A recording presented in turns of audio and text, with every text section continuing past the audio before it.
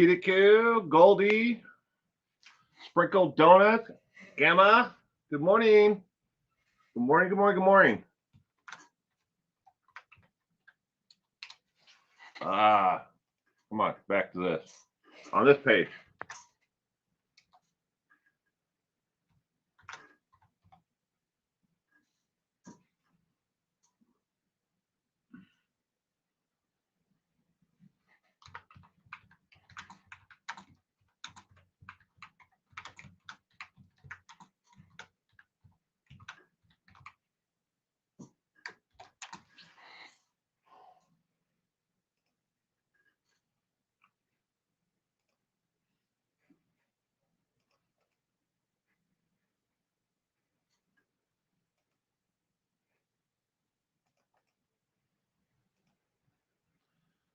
There we go. I'm finally back on the right page.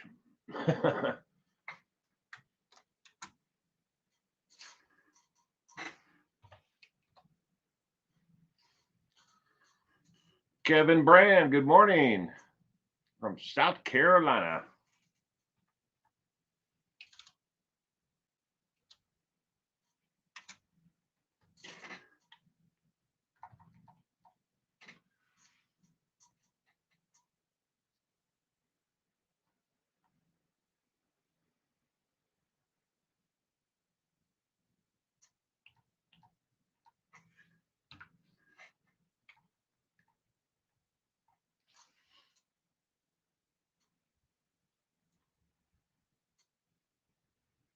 Sorry, I'm not saying hello to everybody. I'm trying to get one of the features up and running here.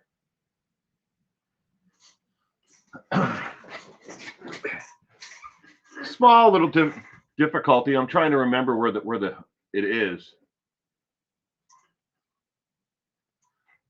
But good morning, everyone. I'm going to give it a couple more minutes for everybody to join in before I start the crime recap. Good morning, 65.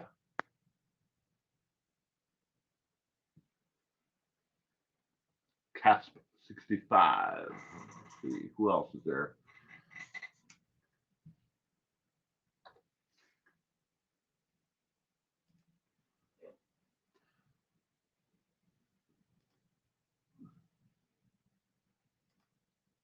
Where is the caption? There we go.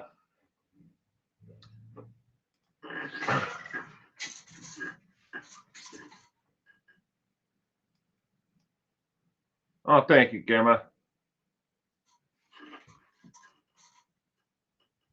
65 next month. Well, happy birthday in advance. I hope everyone has been having a pleasant week. Weather's been getting colder and colder where I live. We're down into the 80s and 60s, right in there. Nighttime, it drops down into the 40s and 50s. So it's been nice. It's been raining all week.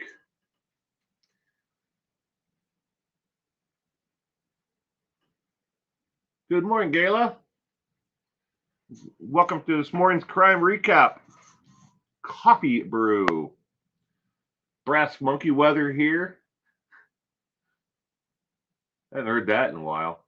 The brass monkey. All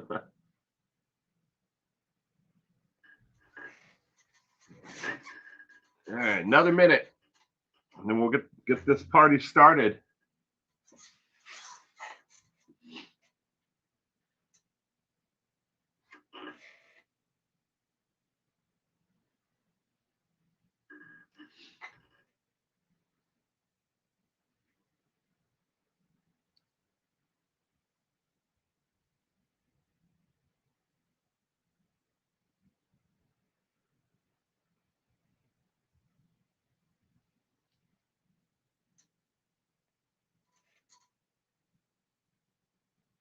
You're on your second cup of coffee, and I still can't wake up. Sitting at work, yawn.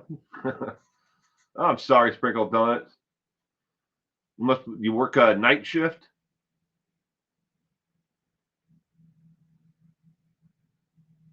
Are we talking Morphew today? I don't have him on the recap, but they did. I will say right now that they did find Suzanne Morphew's remains. Very limited information has been released so far about that can be documented. So until I can actually document it, and I have a secondary source besides just an opinion, you know, you can give your opinion to the news anchor, and they can, everybody can run with it from there. I mean, just as an example, the other day when they announced that they had found Suzanne's remains while out, doing another investigation, that entire media release from the actual authorities shouldn't have taken any more than maybe 5 minutes to cover in a video. I watched people do 3.5 hour live streams just to cover that 5 minutes worth of information. The speculation is out there is just rampant. But what's documented and what can actually be proven? Will they charge Barry again? They can. They did drop the charges without prejudice, which means they can refile them. Looks like a lot of subscribers rolling on the ticker tape. It is. It has been a very good week. I guess you could say, Kitty Q. There are quite a few new subscribers, as you see. Hopefully, they stick around. I do see a good amount of people who they get the 1 month free channel membership. The gifted subscription. They watch maybe 10 or 15 videos and they're gone. I never see them again. But that happens. I hope that these people do stick around. But I never followed the case. There was another case I'm interested in that no one is covering. And which one is that, Amy? I probably have it in my notes. I may have been researching it, but I haven't done a video on it. Okay, I'm gonna get the put myself in my little window. Little window, Bill. Put myself in my little window. There we go. Okay, Saturday morning coffee brew.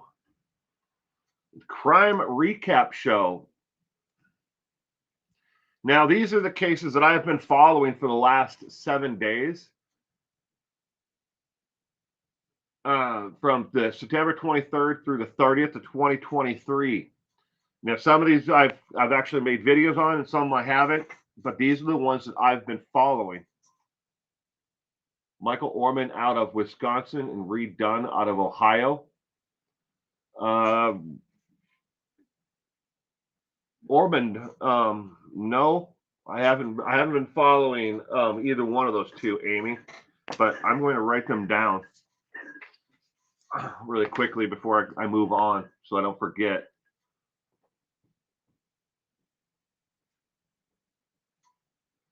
Ormond, Reed, Duran. All right. Denver is over. Crazy. Yes, it is. Okay. Viewer discretion is strongly advised. For any content you will see or hear on this channel, this content is not made for all audiences and is certainly not meant for all age groups. None of the content that you will see on this channel has been marked for under the age of 18. If someone under the age of 18 is accessing this information or content, they are doing so through another venue, or they are doing so through a channel that has been marked that where the date of birth on that channel is over the age of 18. I am not responsible, nor are any of the different venues that I stream through. There are 5 different venues that I'm streaming through right now. None of them are responsible for giving access or showing access to those who are under the age of 18. With that said, viewer discretion is strongly advised again. Kevin Mason, who was mistakenly released from jail while awaiting trials on murder out of Minnesota. This is one that I tried to cover last week, but I had the little foobar with the orientation of how everything showed up. But if you want to pause it right now, either now or in review, you can copy the link there. I do not know if he has been collected back up and put back in jail, but a clerical mistake at the actual jail released him by mistake. He was not to be released, and he did not have a bond. But he is a very violent individual, and law enforcement released a statement. If you do see Kevin Mason, I don't know if he's been captured, but if you do see him, not to approach him, but to call law enforcement. He does have affiliation with several different groups. You can't call them street gangs because they're not affiliated with like the Crips or the Bloods or anything like that, but they're affiliated with other street gangs, is what it says. All right, next was Aaron Sanchez, Oklahoma, put to death this sick son of a beep. Now, regardless of where you are on the death penalty, this man and what he did to Jody Buskin in 1996 was, it's way too graphic to get into, but I mean, regardless of where you are, if you believe in the death penalty, an eye for an eye or not, Aaron Sanchez was one of those, out there who, we couldn't lock him up and keep him, enclosed in prison forever, because even in prison, while he was working through his appeals, he attacked several other inmates, and he was put to death about a little over a week ago. His appeals cost the tax citizens of the state of Oklahoma, not Minnesota, Oklahoma, $1.52 million, the ninth most costly appeal in state history. The other eight above him on the list of those for costliest appeal, one appeal cost $32 million. And they fought all the way to that inmate's inevitable execution. But no money ever goes to the victim or the victim's family for what these criminals do. They never reimburse the communities for all the loss that they have. And that's what's sad. When it comes to the amount of money we spend to defend an individual, with their legal aids and paying for their attorneys and their professional who testify on their behalf. But in Aaron Sanchez's case, like so many others, the DNA put him there. He couldn't argue with that. His DNA was found all over the victim. His DNA was all over the murder weapon. He was dead to right guilty, but he always said that it was somebody else. So we had to fight through all the appeals since 1996 before he was actually convicted. And yes, I know for all those who are against the death penalty, the death penalty has never been proven in the United States to ever lower the crime rate in the states that have the death penalty. It is never actually proven to deter violent crime as well. But at the same time, in the states that are bordering those who actually actively use the death penalty, it has shown that the death penalty has increased the violent crimes in those states that are near a state that has it. So, for instance, say you live in Minnesota, they will see if Minnesota uses the death penalty, capital punishment, you will see a violent criminal act out in maybe North Dakota, South Dakota, Wisconsin, or in the surrounding states, or take a victim and dump that victim over state lines, or kill that person taken from one state over. Again, raising the crime rates in those states, but it never lowered the actual violent crime rate. And Texas is number one in the amount of executed criminals because everything's bigger and better in Texas, right? And I'm just saying it as a joke. I'm not saying that if you live in Texas that you're gung ho. Everybody's gung ho on executions. All right, next, Paul Gennard, 82. This is from Canada.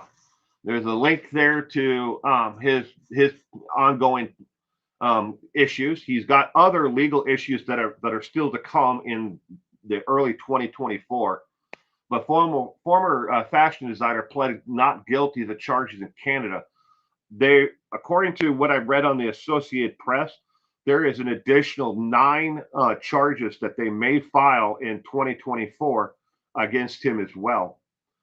All his are coercion and sexual contact, which is a lesser charge than rape itself. But there are also allegations that some of these individuals may have been under the age. They may have been minors.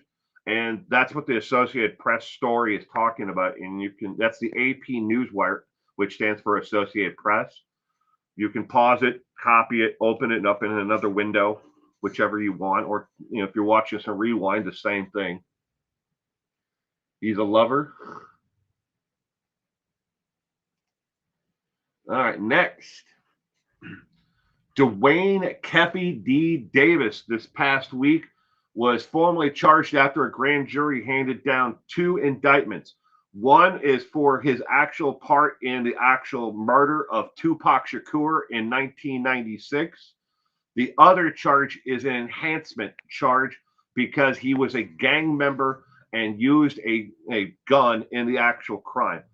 He has always admitted and flaunted that he was there and he was one of the last people to see Tupac Shakur alive. To give more context to this all started when Tupac was in Suge Knight and their entourage was there for the Mike Tyson fight. An altercation took place in the actual casino area earlier, where one of the members who, I guess you could call them gang members because they most likely are, Dwayne Kefi D's group tried to steal the chain of a member of Tupac Shakur's group. And that ended up in a beatdown, to put it lightly. Dwayne Kefi D. Davis he got his ass kicked for what happened.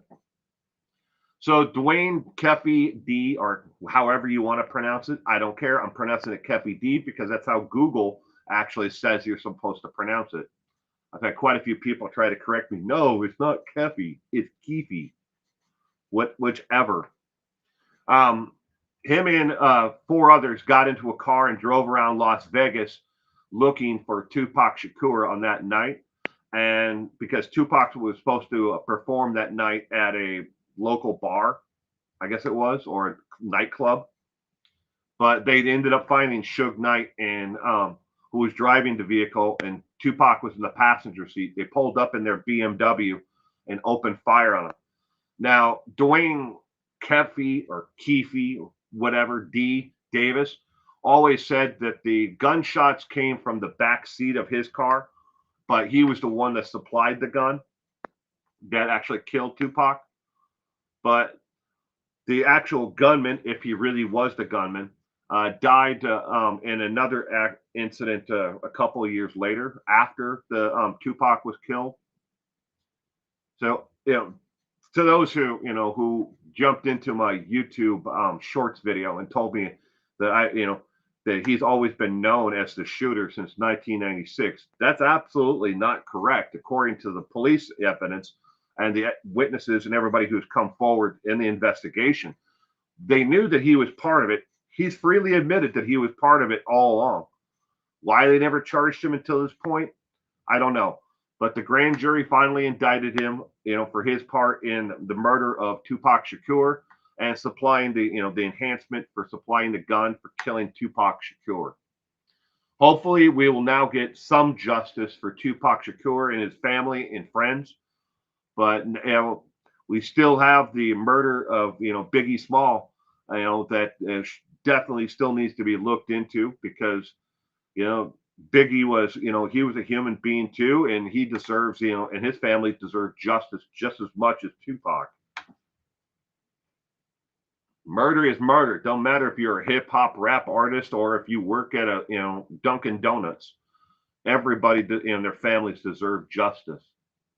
It's just sad that it's taken so long since 1996 to get to this point when we should have had a grand jury indict them all back in 1996 when they freely admitted that they were part of it. All right.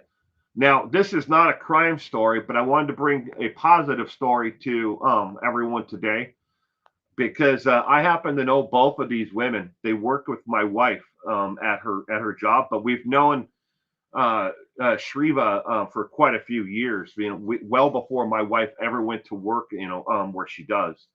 But these two women are being honored by the Northwest National Laboratories, Pacific National PNNL is what everybody refers to them locally as. Um, you may not know what PNNL is, but every time you go through a TSA checkpoint at an airport anywhere in the world, you can thank Pacific Northwest Laboratories and their subcontractors for the work that they did in the screening of actual people who are going through the one that does a puff of air and the actual screening of people who may have concealed weapons on their body itself. But that's where all that technology and research came from was Pacific Northwest Laboratories and their subcontractors. But these two women are being honored for their success and of empowerment of not only themselves but other women in the science fields and in clean energy. But they both should be commended, for what they do. Now, to tell you a little bit more about Shriva and how long we've known her. My daughter went to a STEM high school, which is mathematics and science oriented. They cut out a lot of the crap that nobody needs, to learn in high school necessarily, and they focus mainly on mathematics and science. I mean, they still have to take English and history and all the other, subjects, but they don't have to have a gym class. They don't have to have, a home economics class, but they do offer, them both, or through their actual high school. They can choose to go to their normal high school for those classes. But we've known Shriva since my daughter was in high school, and she came and she used to come, mentor and tutor, female students at the high school there for her, and empower them basically to can continue on down, the fields of mathematics and science. And she's a wonderful woman, mother, and friend. But they both of them, and by the way, G's, everybody calls her G as in just the letter G, is the lady who is on the left. But everybody just calls her G. But I don't know her as well as I do Shriva. But both of them, again, just wanted to bring you a positive crime recap story, but obviously not crime related.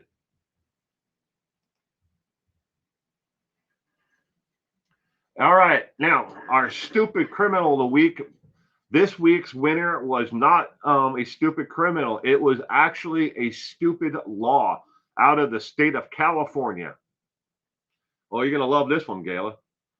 I did not know this about the state of California, one of only two states where you can be arrested for a DUI on a horse, but not just a horse. How about a donkey or riding a cow or a steer?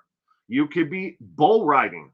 And if you're found to be intoxicated during an actual event in a corral on a horse, a bucking horse, or a steer, or you're roping a steer and you're under the influence and somebody wants to be a dick about it, sorry for my language, but if they do, you could be, have to take a sobriety test. And if you fail, you can be arrested for a DUI. I had no idea that any state would go this far. So I posed a question not only on YouTube, but I posed a question on several different forums and on Reddit. You can find it on Reddit as well, even though I use Reddit very, infrequently. When was the last time you heard about, someone who was drunk on a horse, ramming the front of a convenience store, or crossing a road and killing a family of four on a horse or a cow or a donkey?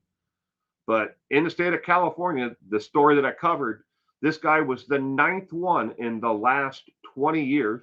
So they're very infrequent, but it does happen, who's been arrested, and the other eight had been convicted, or they took a plea deal down from DUI, and they were fined, money, court costs and everything else, attorney's fees, to defend themselves for being intoxicated on an animal, a horse. Now, none of these people who have been convicted were driving a wagon. They weren't, in a buggy, and drunk. Although you can find those stories about an Amish man who was drunk, in control of a buggy. But I had no idea you could be convicted of driving while under the influence on a horse. How do you drive a horse? I mean, you can drive them, if you're on a horse, you can do like a cattle drive, but a horse drive, be driving them that way. But only in California, and in case you're wondering about the other state that in the last 20 years has convicted of someone of a DUI on a horse or an animal, that state is Iowa. Iowa is the only other state in the last 20 years that I can find so far, and I'm still researching, but I haven't been able to find another story out there where an actual conviction came down from, being in control of a horse or a cow or a donkey or whatever may be pulling you. Now, I've covered the guy who was riding in a Power Wheel who got a DUI because, well, that is a motorized vehicle, and he was on the roadway. This man got arrested when he crossed a county road and then was in a ditch, on the horse. He wasn't on the roadway with the horse, but he was in the ditch next to it. But he did cross a county road, which technically means he was on the roadway at least at some point with on a horse while he had an open bottle of whiskey. So, and why are we convicting him now? Is the other question I posed online about, it wasn't uncommon in the old west for, in a saddlebag to have a bottle of whiskey, as or on the horse. Maybe they were out, tending to steers, and they were camping as, from one spot to another. They may have had an open bottle. Why didn't we arrest or charge this guy with an open bottle? Why didn't we charge all of them with DUIs? I don't know. But it's interesting that we've gone that far.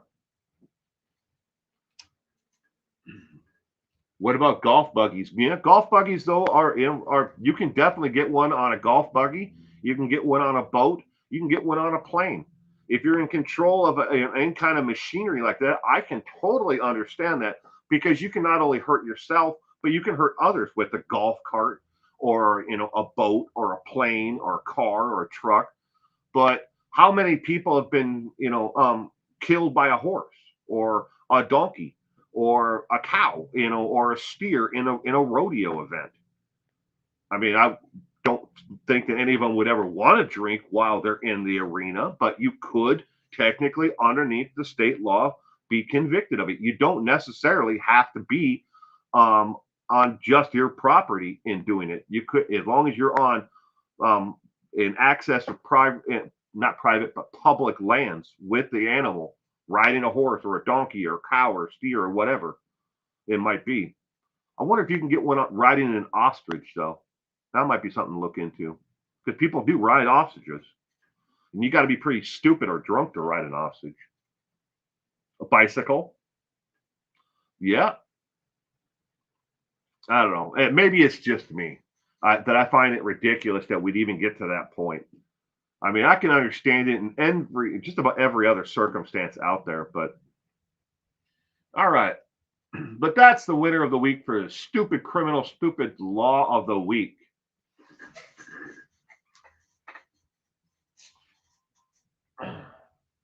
Case where the girl hit that couple with their on their wedding day.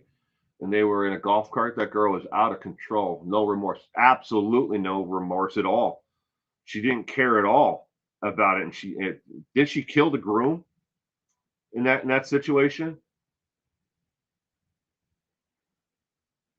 Gayla, there might be other states out there that have it on the books, but I was looking for ones that actually have used the law and convicted people of DUI or a lesser charge they pled down to.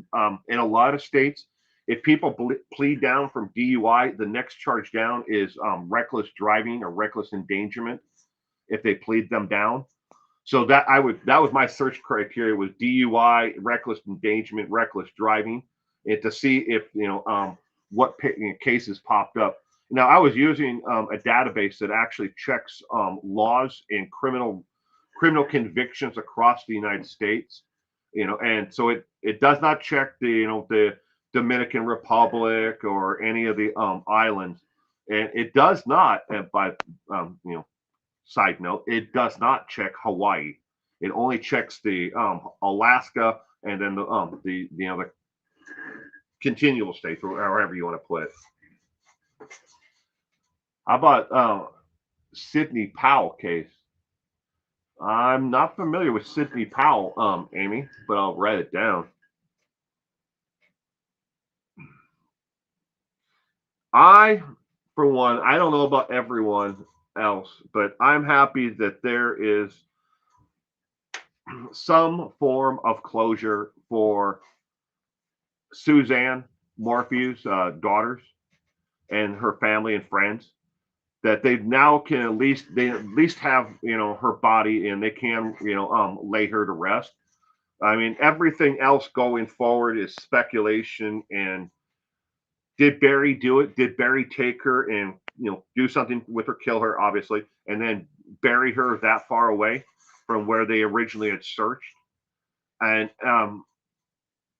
I don't know. I mean, it's speculation of what should happen. But I know this much. I still don't. I know he's innocent until proven guilty. Barry, but I mean, I still think he was involved. I don't believe his story at all. And the tragic thing, I mean, of all the days of the years that she had to go missing, that she was most likely murdered on, was Mother's Day of all. Another young person who killed a parent when the parent discovered she had flunked out of school. Good morning, Sensible Crime.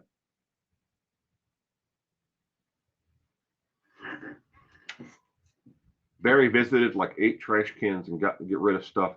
That to me always says suspect. Yeah, his disposal and of those, the trash cans.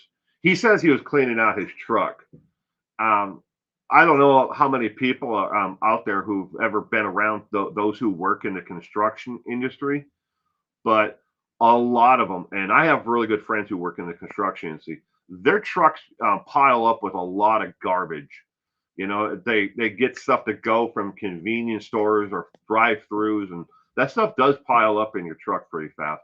But did he have to visit that many? He could have stopped at one, just a dumpster, but he didn't. These were standalone trash cans, small ones and big ones, to get rid of stuff. And yeah, you're right. That does make you wonder why the hell was he doing it. The only evidence they have that the text that Suzanne sent to Barry that she was done with him. Um, well, there's Reichart, and good morning, Reichart. There's also the statement that the best friend of Suzanne, where she discussed, and she actually gave a statement to law enforcement where she told her friend that she was done and she was going to be filing for a divorce, and that she was done with Barry. Now, there's those statements as well that the friend gave to the police along with the text messages. Good morning, Mike. Allah Akbar. Powell's conviction and sentence was just served. She faked insanity. Oh, definitely. Good morning, Inner Peas. The mountain lion did it. The mountain lion did it.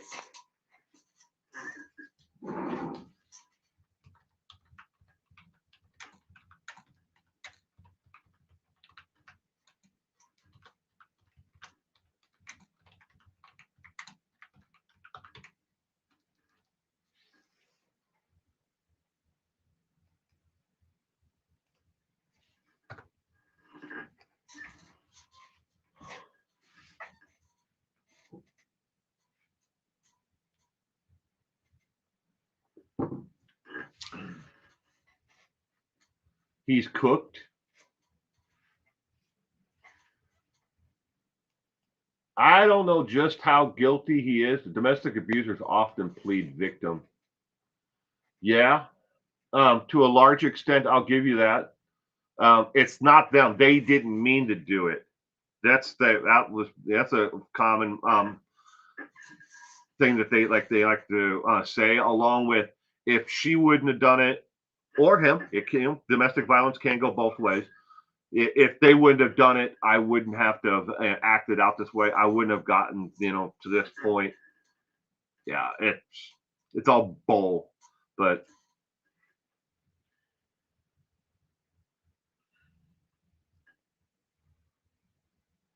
Barry will never be charged again. In your opinion, he knows he too many law people. Um, Now this is just my opinion. When it comes to, will the state of Colorado excuse me, will the state of Colorado file charges against Barry again? Unless they come up with some real evidence that Barry was involved. Keep in mind, the arrest and the charges that originally were levied against Barry for murdering Suzanne was almost all circumstantial. And why they filed and jumped and did that, I mean, and so many people who are familiar with the law and who have covered it, even YouTube, lawyers who are on YouTube will agree that they jumped the gun on that. They acted and filed charges way too soon on it, and a lot of it may have been political. Getting reelected, and they wanted to bring the charges so they could get reelected. At least they thought, or it was going to help them in their career. But unless they come up with real evidence against Barry, it it's going to be impossible for them to fight what they actually did before and the mistakes that the state made in filing the charges and what evidence they brought forth in the beginning. And even a first year attorney out of law school could pick apart a lot of what they did and put doubt in the minds of a jury on that evidence and why the case was dismissed the first time. So again, like I said, they have to come up with something really concrete to prove. Either Barry admits it, or they find his DNA on the remains. Um, you know, Something a lot more concrete than they have it at this point. Otherwise, I don't think that they're going to file. But I don't know if it's necessarily that he knows people who are in the field of law, but he definitely has got. Let's just say if you're stacking the chips from one side to the other, there's a lot more chips working on Barry's side right now than there is for the states, and that's just my opinion though. I mean, maybe there's more to it that they've never brought forth that we don't know about. I mean, that's most likely because I would hate to think that the state of Colorado handed out to the media every piece of evidence that they had and to his attorneys. So we shall see, I guess.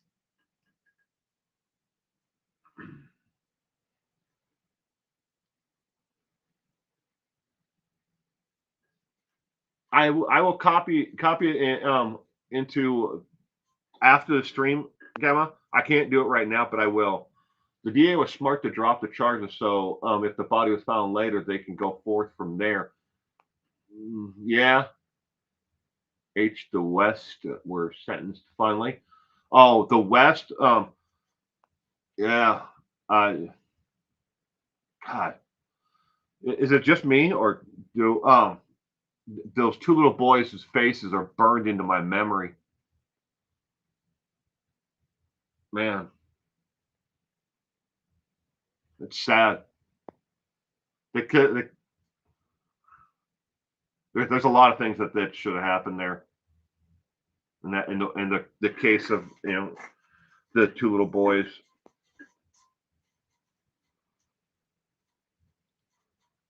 His first trial would have acquitted him.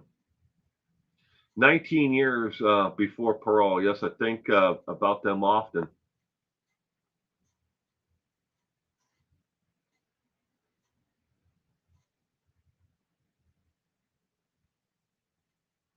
She tried to play victim, and the judge really went after her. Yeah. Why haven't Don and Candace Well been arrested? Uh,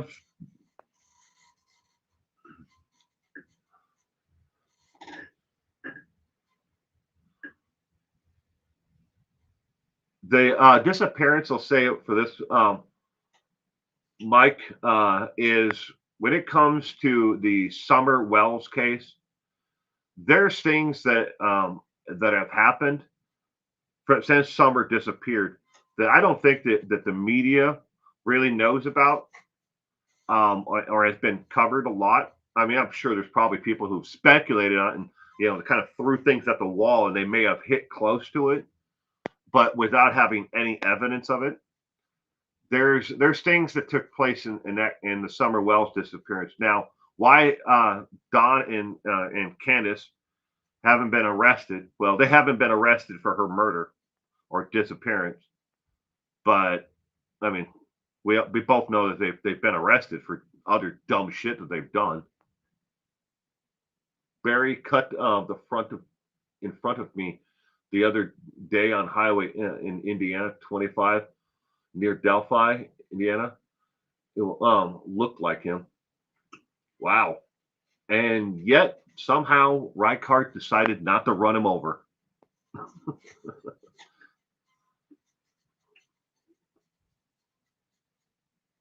The temperature is warming up for where you are, Gala. No rain where you were.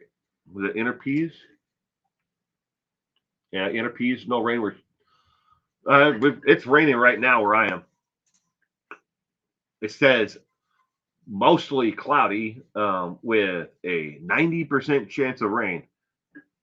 I'm looking out the window right now through the door and I can see rain, but it's only a 90% chance.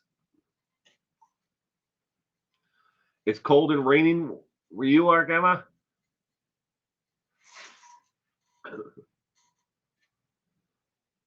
Because you're a good guy.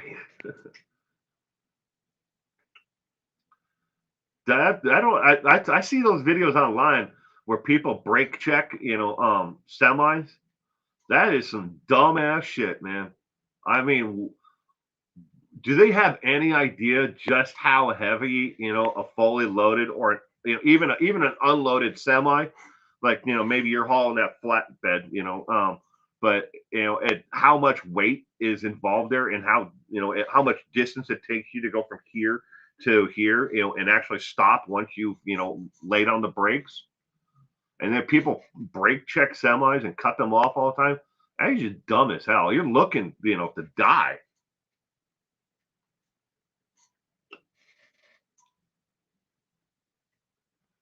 But then again, it's standard British weather where you are for rain.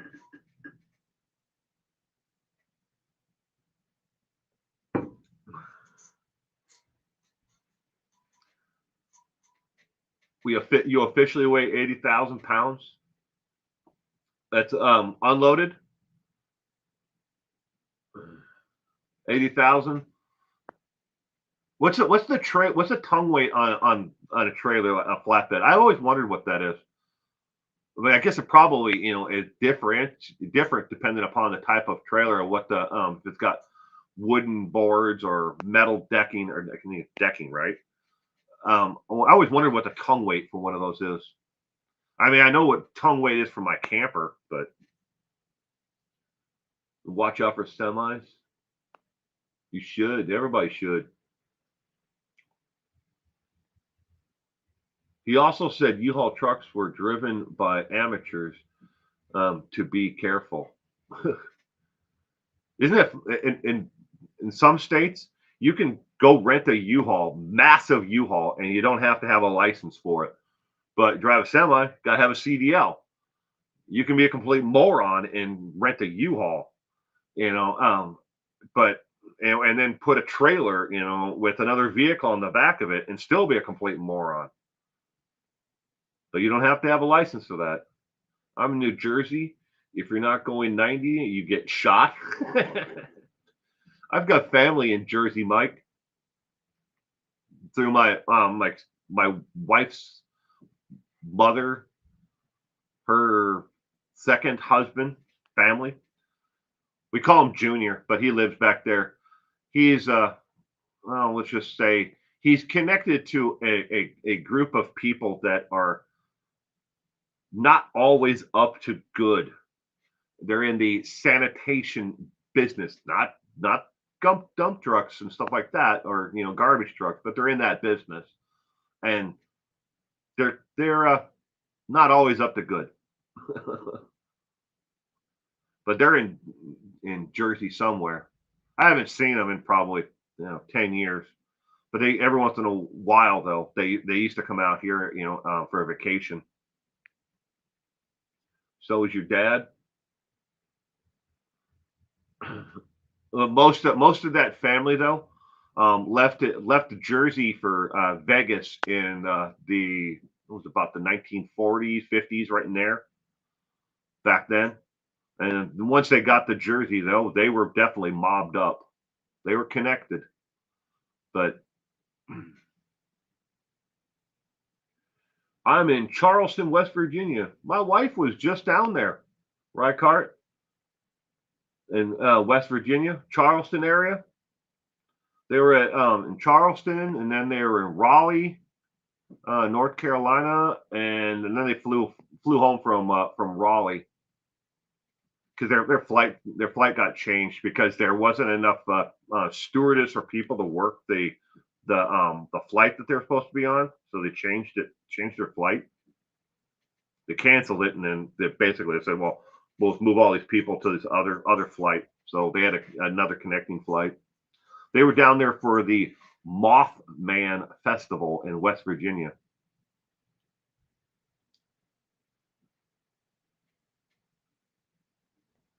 Richard, same in California, Bay Area, and L.A.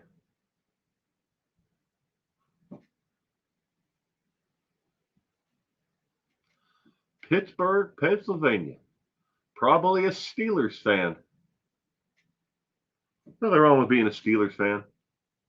Everybody likes what they like. They call their I'm from this state, and they root for that team.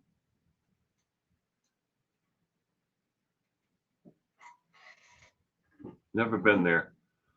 Are the leaves changing there in West Virginia?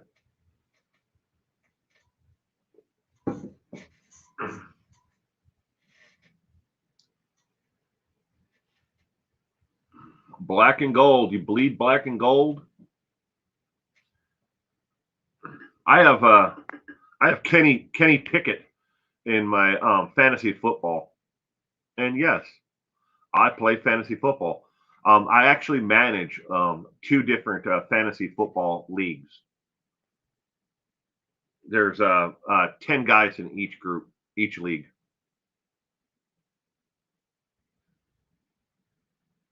But I have Pickett in one of my leagues. Then I have Geno Smith, and well, I had Lamar Jackson, but Lamar's been playing like crap this year, and so is Baltimore. So I cut him and picked up Geno.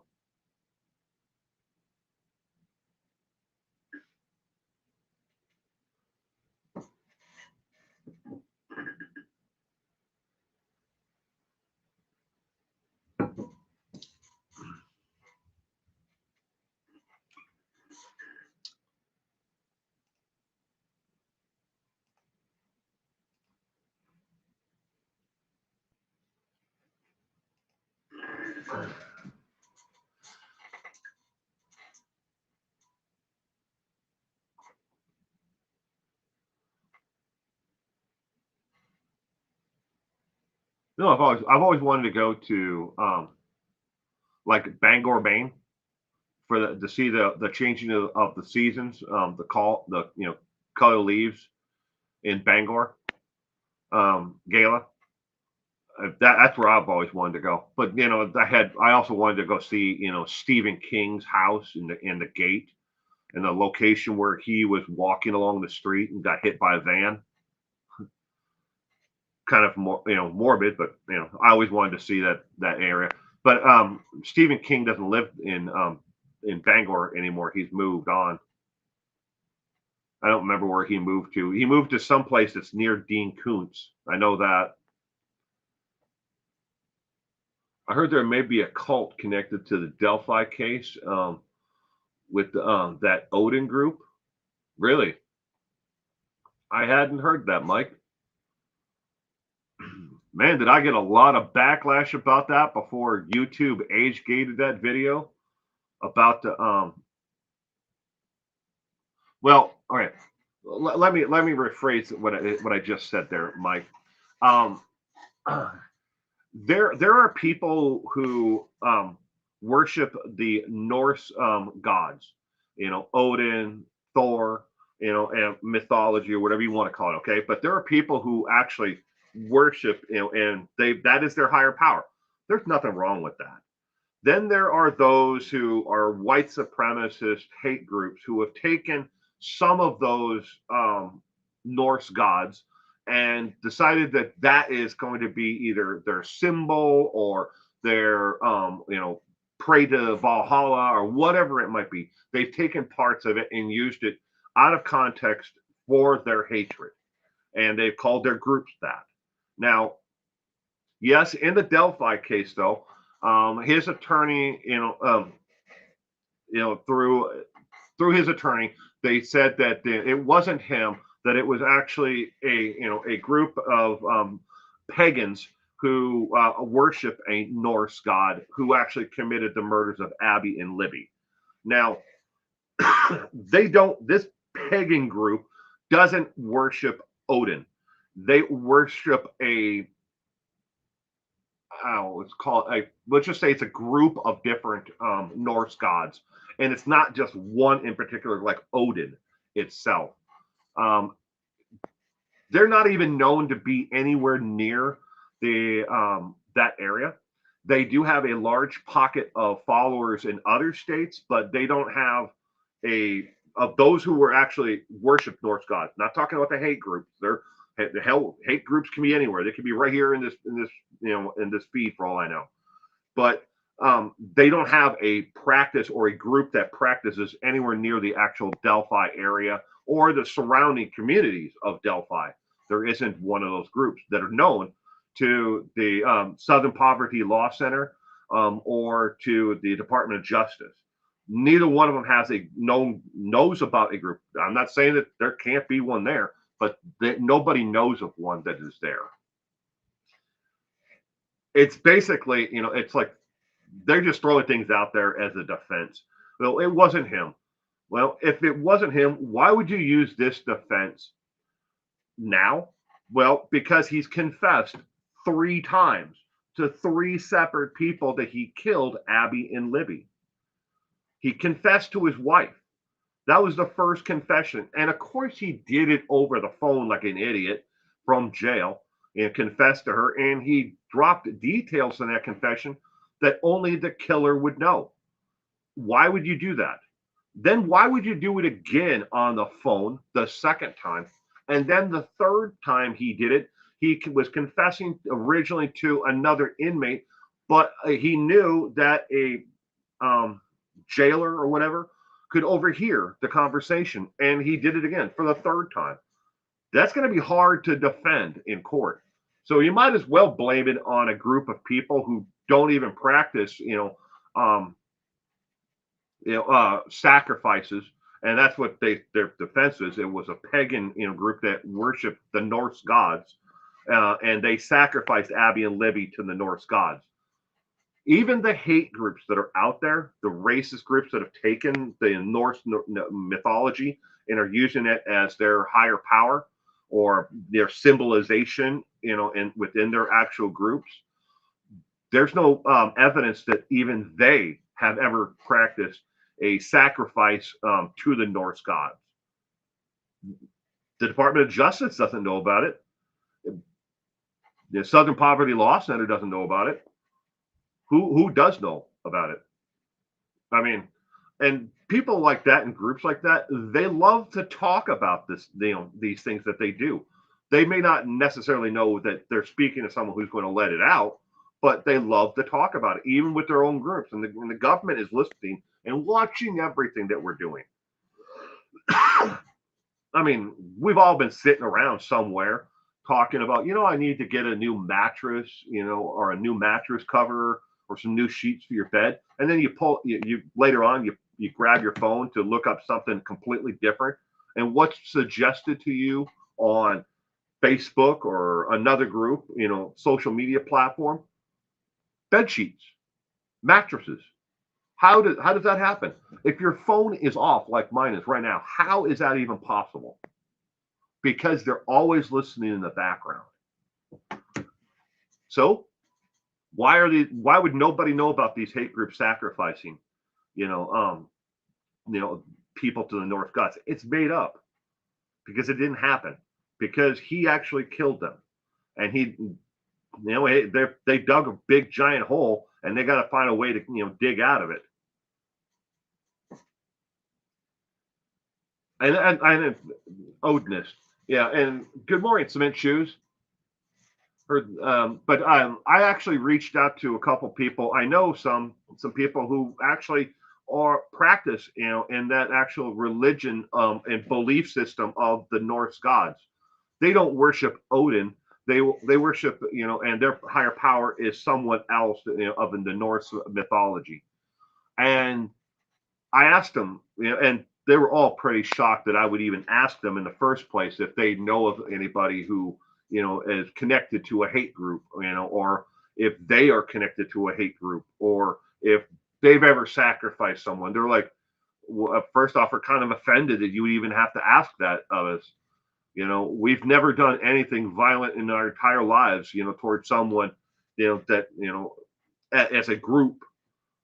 But and I know I'm not going to say who these people are, but they're fairly close to me, and I trust that when they tell me that they're not a hate group, and their belief system and their church and gatherings are not people who are there of hate.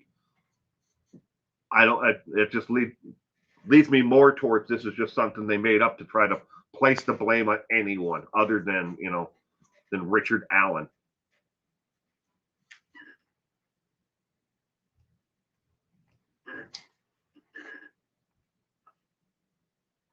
Criminal behavior thinks it's strange that Richard Allen doesn't have a history of predatory behavior.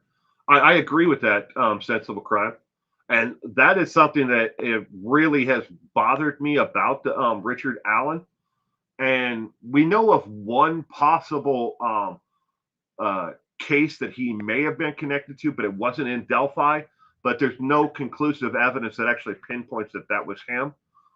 But most of the time, people don't go from non-violent crimes to committing double homicides. That's a huge leap, on the scale. There's other smaller, petty crimes, hateful crimes, violent crimes, and that's something we don't know. Was there violence actually in Richard Allen's home between him and his wife? Domestic violence. It doesn't necessarily have to be domestic violence. It could be emotional, violence that he was committing against his wife and his children. Could there be? There's got to be something there somewhere. We just don't know about it yet. But I totally agree with that Gary, was it you pronounce that Brucato, um, in that aspect, sensible crime. That that's a hard leap to go from here, nothing, never even having more than a couple of traffic violations, going from that to killing people. Now, there is the Gary Bricato has to also agree that when it comes to psychology, though, there are people who have been proven in time that have never been violent at all, and towards their community or others around them who just snap. They've built up all that anger and everything inside of them, and then they just snap one day and they just go on a killing spree, or they do something else. But I do find it very interesting, especially about Richard Allen, that it went from here to there, and there's got to be something there. Well, did he bottle everything up himself and then act out violently because of situation, and that day in particular, and there were two, young ladies who were, defenseless against his attack. It could be something like that. I mean, look at Family Annihilators. For everything that we know about Christopher Watts, he never violently acted out against anyone in his entire lifetime, going back through junior high school forward. Everyone who's ever known him, pretty much says he was just a peaceful, kept to himself individual. Well, we know he committed 3 homicides, 4 if you count baby Nico. But how do you go from peaceful, kept keeping to yourself to, killing your entire family? How does one go from, being a loner and a drunk, which Richard Allen definitely was, from going from that to committing a double homicide? Psychology. We don't have all the puzzle pieces, to put together the profile. And I'm sure there's plenty of people who are armchair, profilers out there who have definitely been trying to figure out the pieces to that puzzle. I mean, I definitely am. Hell, I'm surrounded by psychology books, and I read them textbooks all the time, and I still don't understand it. Hopefully, I will eventually. Hopefully, the whole world will eventually.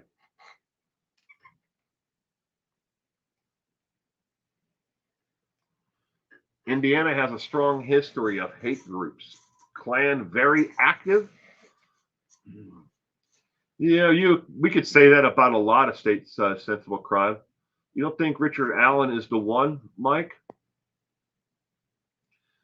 I don't know. The best thing I can say for that, Mike, is we're going to have to let the process play through and see where it ends once he gets the trial. Right now, he is doing everything he can to feint mental illness as a defense, but a lot of it is his own making. No one ever said that he was mentally ill or he had an issue until he started going on his hunger strikes and then fading, that he was mentally ill. That's all new. Well, yeah, sure. Jail can definitely warp your mind, but he's not in, a area of the prison where they're housing him right now. He's not in general population where people can get to him. He's in protective custody with 3 other inmates in that one housing area. There are 3 there right now today. That's it. Are those 3 scaring the hell out of him, and that's why he's doing it, or is it all just an act? Oh, we'll see. I was going to comment also on sensible crimes about hate crimes in groups in Indiana. There are a lot of hate groups and a lot of people who are members of hate groups, sensible crime, who walk amongst everybody and they don't stand out like the 1980s, skinheads with, Doc Martin boots, and pants that are rolled up and, high, Hitler, saluting down the street. They blend in, they look like me or you or everybody else out there, and they own businesses. They practice their hate, obviously out in the open, but they also keep it under wraps, for reasons that are their own. Idaho has a lot of hate group history. So does the state of Wisconsin, the Dakotas, Texas, Oklahoma. There are a lot of hate groups in those states. I'm sure as well in the South, Mississippi, Alabama, Florida, the Carolinas, the Oak Ridge Mountain area. They're hateful people and groups everywhere. But is there the disproportionate amount more in Indiana over other states? Now, that's something I don't know. I don't live in Indiana, nor have I studied hate groups. I've studied cults. Weird, wacky cults, religious cults. I know an awful lot about them, a lot more than I should is in there.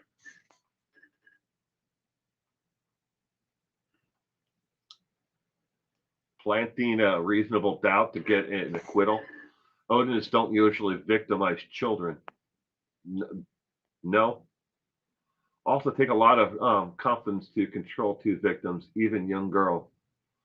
That's the part that always a lot of people have brought that up. It's like, how did he kill one while the other one stayed there? Fear. Fear is a very, very powerful emotion. Um, I have seen people in combat situations who one day are absolutely the toughest badass mofo you will ever meet in your life, and then just like that, fear takes over and they can't move. They're just they're like a statue.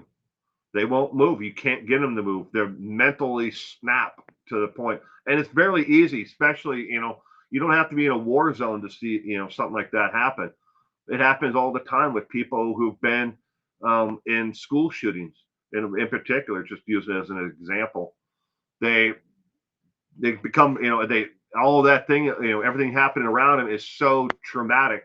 They just mentally they just shut down, and they can't run, they can't flee, they can't do anything, they can't talk, they just shut down. Or maybe just one or two of those out of the ones that it's mentioned. Maybe they can still run but they can't talk, or they get tunnel vision. It happens in all aspects of life. But fear is a very powerful emotion. It can make one or two or even groups of people all shut down. Doesn't have to necessarily be that there are multiple people who were in charge or in control of the situation of killing Abby and Libby. It could have been one, and one was fearful if they moved or did something to make the other one angry that they were going to be killed next, even though they know they were going to be next. They have that fear takes over every aspect of their being, and they just like maybe they say a prayer and they close their eyes and they just don't want to see it, what's going on right next to them, and then it happens and they're next. Fear.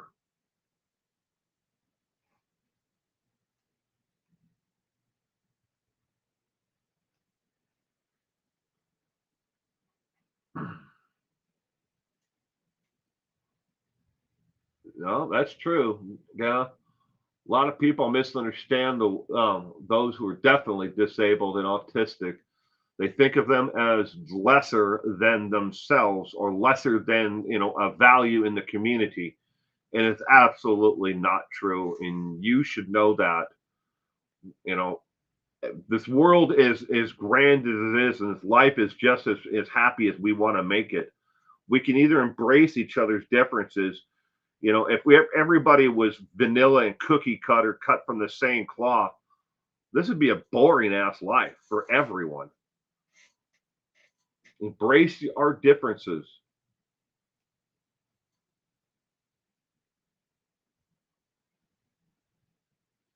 If you go to CrimeCon in Nashville next year, um, will I go to CrimeCon in Nashville next year?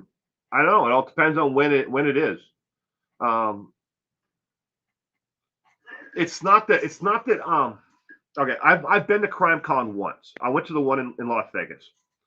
Um, let's see. I'm not. How would I put this in a nice way? Okay, I know people really enjoy CrimeCon and VidCon, and these YouTuber conventions and gatherings. They say it's a great way to build an audience, or organically is the way you want to build an audience. And heck, I have a really good audience now. But I'm not much of a hoorah, let's jump up and down, or brown nose, a bunch of people to build a number, that is arbitrary. Sure, I got 36,000 subscribers here, but if you take all the platforms, I've got over 200,000 people who follow me or subscribe right now. Sure, maybe I don't have a stupid plaque to put on the wall, but even if I got one of those YouTube play buttons, I highly doubt I'm going to take that flag down that's up there on the wall, for a play button, because it doesn't mean anything to me. What means something to me and matters to me is people knowing that I'm doing the best I can, and I'm doing everything I can to research and show what is the truth, and remembering that there's a victim to the crime, and we're not putting the perpetrator on a pedestal like happens so much out there right now. But would I go to CrimeCon in Nashville to answer the question? It all depends upon when it is and who the speakers and stuff like that are, but more when it actually is going to take place. I'm sure somebody knows. Um, Nashville will be fun. I'd like to go to Nashville just to see, Music Row. Maybe go to the Grand Ole Opry, or some of the other events there. I mean, hell, I could. I've got friends who moved to just down, outside of that area, outside of Nashville. So I would love to see them again. But it wouldn't be a cost thing for me. It'd just be a when, because I have to, keep in mind, I have a 7-year-old. Depends on point. It'd probably be 8 by then. But you know, I mean, just him going away on vacation for a week. Daddy missed him. I missed him a lot. That was the hardest part. It was like, man, I could clean the house and do everything else to try to keep myself physically and mentally busy, but it's like, so much of your life as a parent is wrapped up around your child, and when they're all, gone for even a week, it's like, where are they? So it all depends upon when it is, and I say secondary, who would be, the speakers and stuff like that. I'm sure that Trisha from Web Sleuths would be there. You know, maybe we could get somebody else to show up too. That I would like to hear, or see and meet in person. I'd like to do a meet and greet. That'd be fun.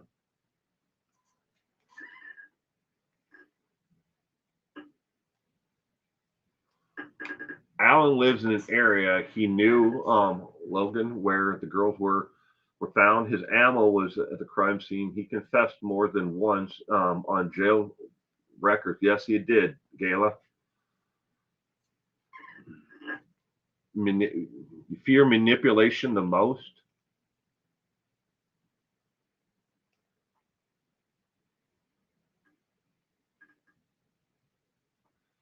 Yeah.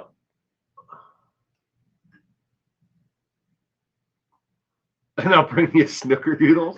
Are you planning on going, Gayla?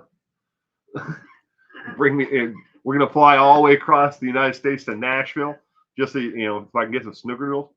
Now that might be another reason to go. I will put that as number 2, when it is, and if I get snickerdoodles, and then 3, what speakers would be involved. Duty Ron is going to CrimeCon in Nashville. Oh, that'd be nice. I would love to see him. I mean, chat with him, talk with him, but I don't ever get to see him in person, except for online. He's a good guy. If you guys haven't subscribed to Duty Ron's channel or checked it out, check out Duty Ron, all one word, on YouTube.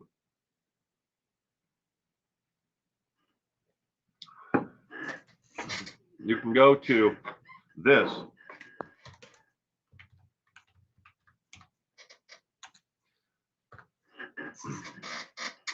At Duty Ron. What if you bring like Joey Brooklyn, or some of his other frequent guests with them? What if you can get one of them to go with them to down there, or his beautiful wife?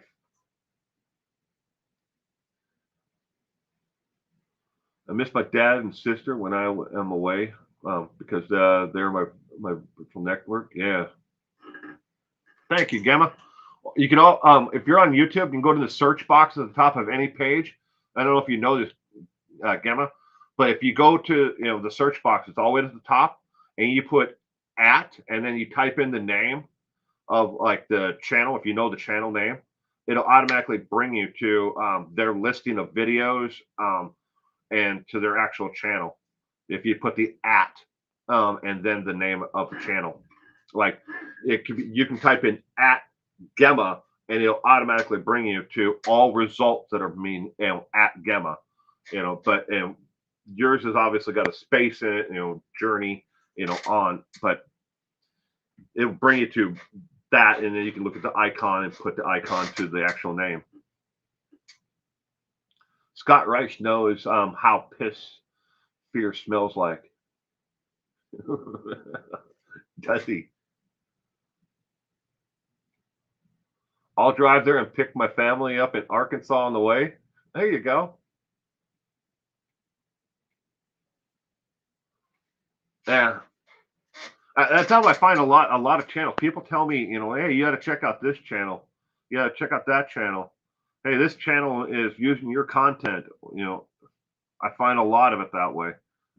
People, who repurpose, videos. You can open your videos up to be clipped, but and there's only so much you can do about, people reusing an entire video, but they have to add commentary or change it, in some way that is of a difference.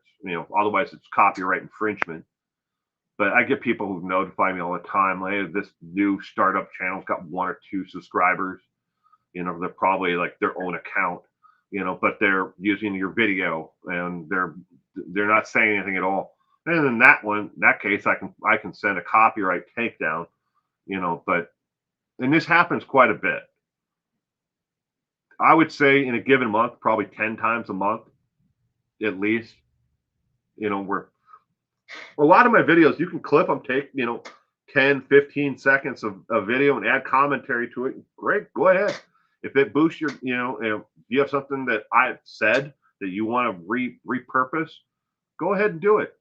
I don't care who does it, as long as you use it in a transformative way, and you're not just taking my content, and enriching your own, pocket with it. Where can I support video for you? Because you're a special person to me, and you deserve it. Well, thank you, Kevin. I appreciate it. You see, I finally made the first one. I got 3 done right now, so it's going to be 4 total. But on British slang, prison slang, the first one, if you pull it up on my channel, I tagged you in the actual video description and put a link to your actual page, to your YouTube page. But I have them all printed out, the ones that you sent me, and thank you very much. I only had like 8 or 9 of them at that point, and then, well, this one is the glossary of HMP Winchester lingo. There are over 80 different ones on just this one here. 80 different ones on this one for prison lingo, and the other one has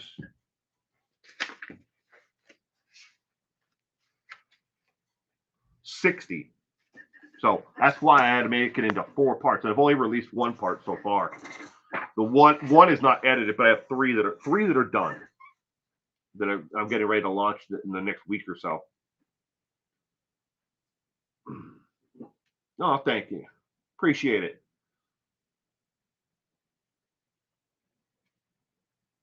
Well, ladies and gentlemen, I'm going to wrap up this morning's crime recap and chat. I hope that everyone enjoyed themselves. Give this a thumbs up if you enjoyed the content this morning, or give it a thumbs down if you didn't like it at all.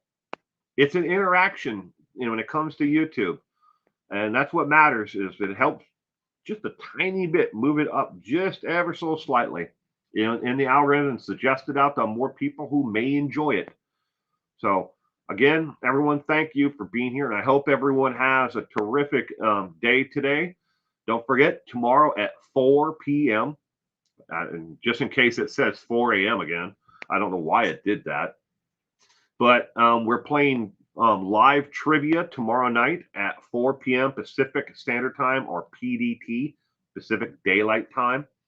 And tomorrow we are doing the Grim Sleeper, Lonnie David Franklin Jr., who was a serial killer in the South Central Los Angeles area from 1970s through to, well, late 70s, 80s, moving through to 2000, and I think his last murder was in 2007 or 9, because he went on trial in 2010. But we're doing the Grim Sleeper tomorrow. Yeah, it's tomorrow again at 4 p.m. I hope to see everyone there. Again, that's 12 midnight your time. Ooh. Rykart, you have a great day today and stay safe out there on the roads of America. Wouldn't want your job, ever, but only because of the idiots that are on the road out there. Not because there's something wrong with your job. Everybody needs a job, and I respect the hell out of what you do. I couldn't do it. But anyways, thank you again, everyone. And you all have a terrific day today. I hope to see you again tomorrow again for live trivia. Apparently it's 12 p.m. at night, just at midnight, in the UK. So adjust accordingly to whatever your time zone might be. Bye.